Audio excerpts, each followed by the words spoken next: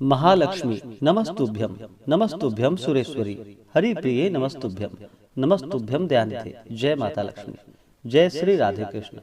आप सभी का हमारे YouTube चैनल पे बहुत बहुत स्वागत है। आइए सुनते हैं शुक्रवार के दिन वैभव लक्ष्मी व्रत की कथा।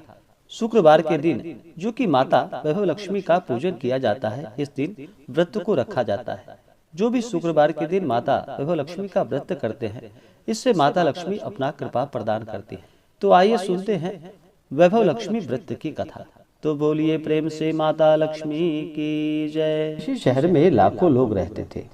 सभी अपने अपने कामों में लगे रहते थे। किसी को किसी की बिल्कुल भी परवाह न थी। भजन, कीर्तन, भक्ति भाव, दया, माया, परोपकार जैसे संस्कार भी कम हो गए थे। शहर में बुराइयां बढ़ गई थी। जुआ, रेस, व्यभिचार, चोरी डकैती वगैरह बहुत से गुनाह शहर में हो रहे थे। इसके बावजूद शहर में कुछ अच्छे लोग भी रहते थे।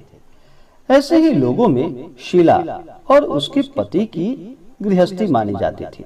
शीला धार्मिक प्रवृत्ति की थी और संतोषी स्वभाव वाली थी। उनका पति भी विवेकी और सुशील था। शीला और उसका पति कभी किसी की बुराई नहीं करते थे और प्रभु भजन में अच्छी तरह समय व्यतीत किया करते थे। शहर के लोग उनकी गृहस्थी की सराहना करते थे। देखते ही देखते समय बदल गया। शीला का पति बुरे लोगों से दोस्ती कर बैठा। अब वह जल्द से जल्द करोड़पति बनने का ख्वाब देखने लगा। इसलिए वह गलत रास्ते पर चल पड़ा। फलस्वरूप वह करोड़पति की जगह रोडपति बन गया। रास्ते से भटकने पर उसकी हालत मानो भिखारी जैसी हो गई। शराब, जुआ, रेस, चरस, गांजा वगैरह बुरी आदतों में शीला का पति भी फंस गया। दोस्तों के साथ उसे भी शराब की आदत लग गई थी। इस प्रकार उसने अपना सब कुछ रेस और जुए में गवा दिया। शीला को पति के बर्ताव से बहुत दुख हुआ, किंतु वह भगवान पर भरोसा कर सब कुछ सहन करने लगी। वह अपना अधिकांश समय प्रभु की भक्ति में बिताने लगी। अचानक एक दिन दोपहर को उनके द्वार पर किसी ने दस्तक दी। शीला ने जैसे ही दरवाजा खोला तो देखा कि एक माजी खड़ी थी। उनके चेहरे पर अलौकिक तेज निखर रहा था। उनकी आंखों में मानो अमृत सी बह रही थी और उनका भव्य चेहरा करुणा और प्यार से छलक रहा था। उसको देखते ही शीला के मन में अपार शांति छा गई। शीला के रोम रोम में आनंद सा छा गया। शीला उस माजी को आदर के साथ अपने घर के अंदर ले आई और घर में बिठाने के लिए कुछ भी नहीं था।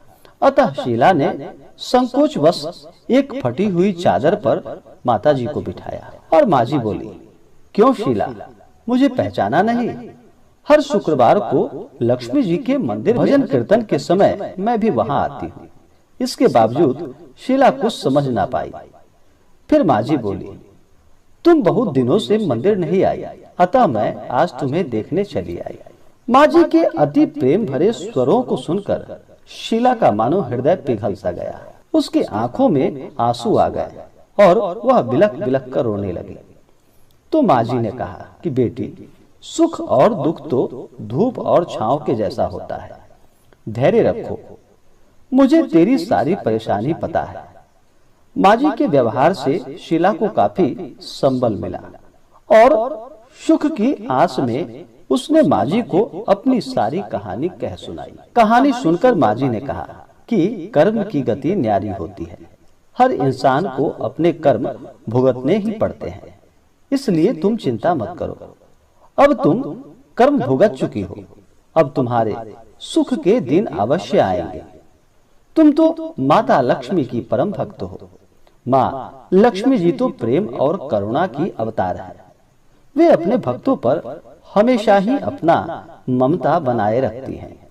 इसलिए हे बेटी, तुम धैर्य रखकर माता लक्ष्मी जी का व्रत करो। इससे सब कुछ ठीक हो जाएगा। शीला के पूछने पर माजी ने उसे व्रत की सारी विधि बताई और माजी ने कहा कि बेटी, माता लक्ष्मी जी का व्रत बहुत ही सरल है। उसे वरद लक्ष्मी व्रत या वैभव लक्ष्मी व्रत के नाम से जाना जाता है। यह व्रत करने वाले की सभी मनोकामनाएं और इच्छा पूर्ण होती है। वह सुख संपत्ति और यश को प्राप्त कर पाता है। शीला यह सुनकर आनंदित हो गई। शीला ने संकल्प करके आंखें खोली तो सामने कोई न था।